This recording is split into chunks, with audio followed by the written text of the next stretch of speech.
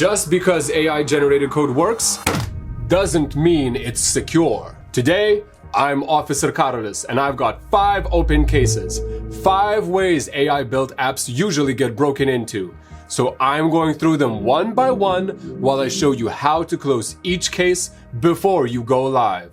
The one thing that you need to know about vibe coding security is every app has 4 layers: front-end, back-end, database, and external APIs. And data should only move between them in controlled and authenticated ways.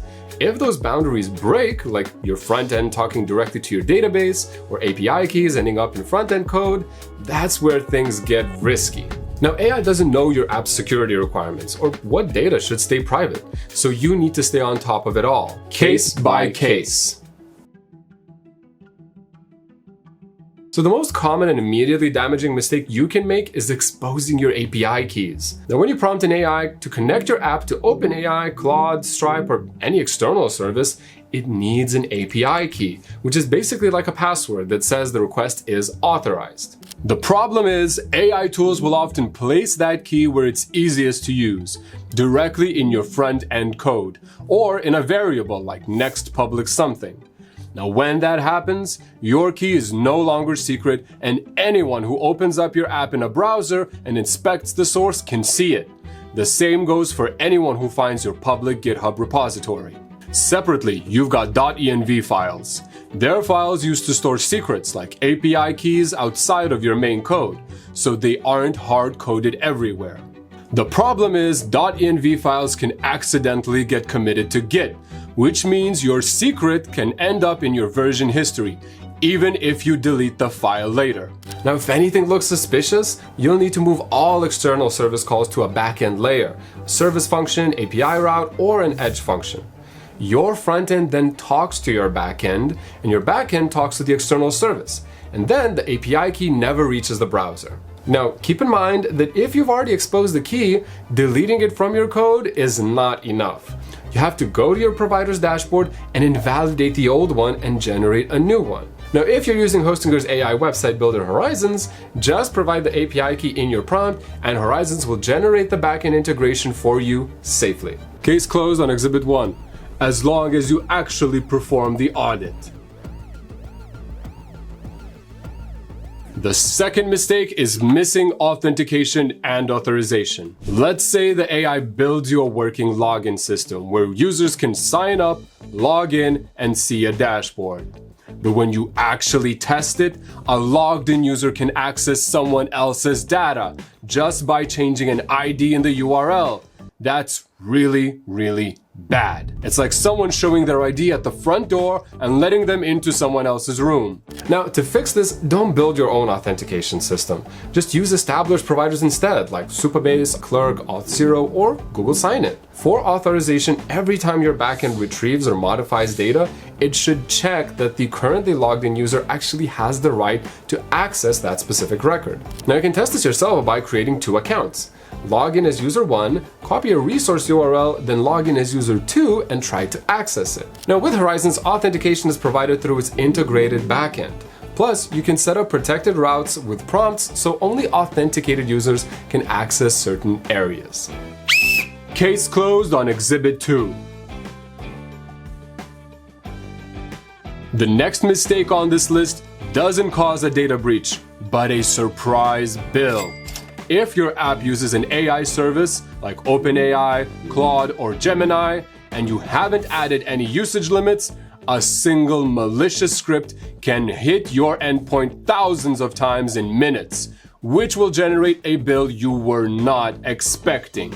The way to fix this is rate limiting, which essentially means your backend will track how many requests a user or IP address has made in a given window and then block them if they go over that limit.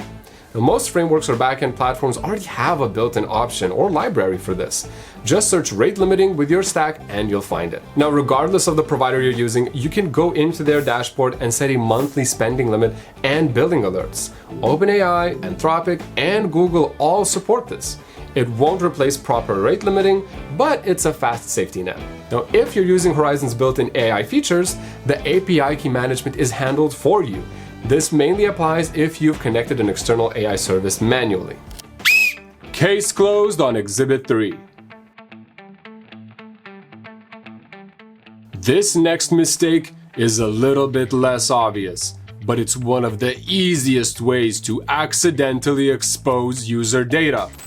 AI tools will generate database queries that work, but they don't automatically restrict which user can access which records. Without explicit access rules, a logged-in user might be able to read or modify data that belongs to someone else, just by knowing the right URL or ID. It's like checking that a file has a label, but not checking whether that label matches the name of the person asking for it. If you're building with Horizons, the good news is that the underlying database security is managed for you automatically. You don't configure access rules manually, and you don't have direct access to raw database settings. What you're still responsible for is the app logic on top of that.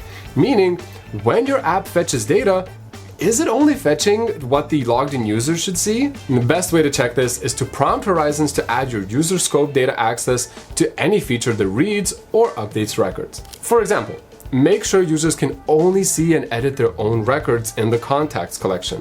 Then use the test environment in the data tab to verify the behavior before switching over to live. If you're using a different backend like Supabase, Firebase, or your own database, the principle is exactly the same.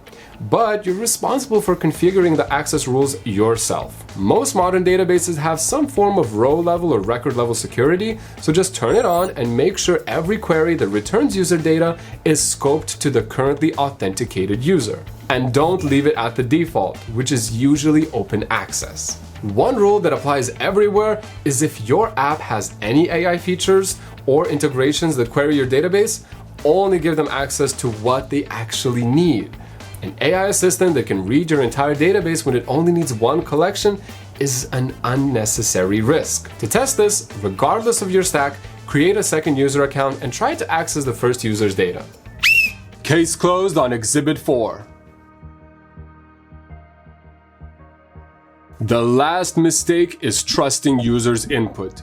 AI tools are really good at making things work, but they don't automatically think about how people might try to break them. So when you ask it to build something, it will usually just build the basic feature. What it often doesn't include is protection against bad or dangerous input, like someone trying to upload harmful files, spam the system, or inject malicious code. And this is how you end up with problems like people breaking your site, messy or broken data in your database, or huge files that take up too much space and cause issues. So to prevent this from happening, here's how you actually do it in practice. First, check inputs on the front end so users get immediate feedback when something is wrong. Add rules in your forms like missing required fields, invalid email formats, or passwords that are too short. This can be handled with basic form validation tools or even built-in browser validation. But remember, this layer can always be bypassed. Second, add validation rules to the backend. Even if something looks okay on the front end, the server has to verify it again before saving or using it. Things like required fields, data types, and allowed values. So make sure it rejects anything that doesn't match. Third, if your app displays user-generated content, you also need to sanitize it before rendering it as HTML. This removes anything that could inject or run malicious code. Most frameworks or libraries have built-in sanitizers for this, but you can always run the content through a sanitization step before it gets displayed on the page. Libraries like DOM Purify or built-in framework tools handle this by stripping out dangerous code while keeping the text itself intact. Fourth, control file uploads by only allowing safe file types, then setting size limits and storing them in a safe place. And never assume uploaded files are safe by default. Case closed on Exhibit 5. Before we close the case file, you should know that not all security is on you.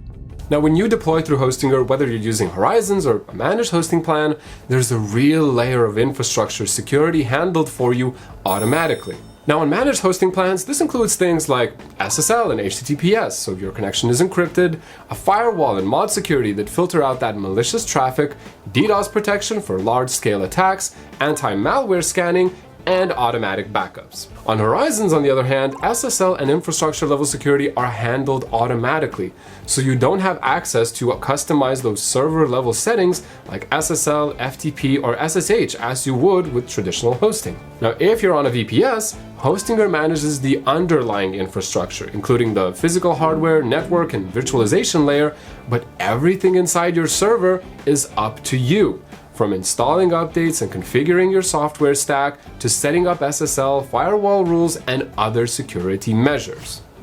You don't have to become a police officer like me, but just make sure you can identify and fix at least these risks.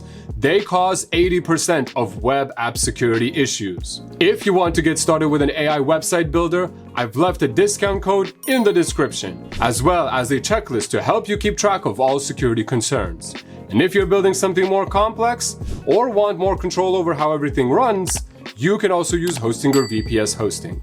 Thanks for watching and stay safe.